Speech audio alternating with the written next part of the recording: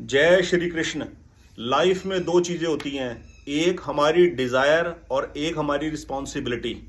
हम मेहनत अपनी डिजायर को फुलफिल करने के लिए करते हैं और करना चाहते हैं, और जो रिस्पॉन्सिबिलिटी होती है वो यदि हमारी डिजायर से क्लैश करती है, हमारी डिजायर के अपोजिट है, तो हम उस कर्तव्य से डरते हैं, उस रिस्पॉन्सिबिलिटी को निभाने से घबराते हैं।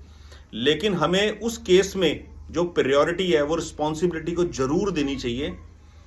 बेशक हम अपनी डिजायर की फुलफिलमेंट के लिए कोशिश साथ में करते रहे, क्योंकि जिंदगी तीन चीजों के कॉम्बिनेशन से चलती है। प्रारब्ध, ग्रहों की ऊर्जा से विचार ऊर्जा जो दिमाग में आती रहती है, हर वक्त विचार आते रहते हैं, उसी को इंप्लीमेंट करने में हम लोग लगे रहते हैं। और तीसरा, उन विचारों के दम पर किए जाने वाला कर्म, और उस कर्म का जो फल है वो साथ ही साथ हमारे को मिलता रहता है। हमारा ये जन्म इस बात का सूचक है कि पिछला जन्म जो हमारा था उसमें हमारी रिस्पॉन्सिबिलिटी पूरी हमारे द्वारा नहीं निभाई गई। हमारे द्वारा देव ऋण, ऋषि ऋण, पितृ ऋण पेंडिंग रह गया, इसीलिए जन्म हुआ है। और ये जन्म एक लिमिटेड प्रारब्ध के अंदर है, जिसके अंदर हमारे को एक लिमिटेड बल, योग्यता और सामर्थ्य प्रदान है। हम उससे बाहर नहीं निकल पाते, बहुत कोशिश करने के बावजूद भी। ये आपने रियलाइज किया होगा।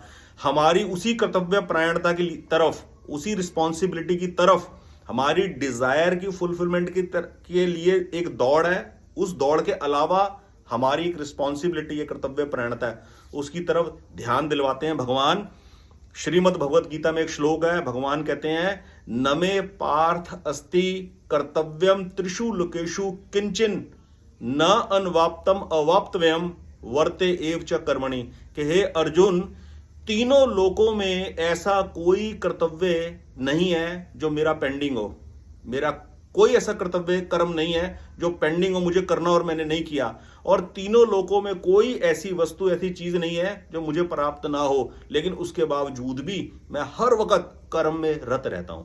ये जो कर्म में रत रहता हूं ना, वो कर्म में रत रहने का मतलब क्या है कि अपनी रिस्पॉन्सिबिलिटी को पूरी पंक्चुअलिटी के साथ निभाता हूं। ये चीज बहुत बहुत यूनिक है, सीखने वाली अपनी लाइफ के लिए। बहुत बहुत धन्यवाद। जय श्री कृष्ण।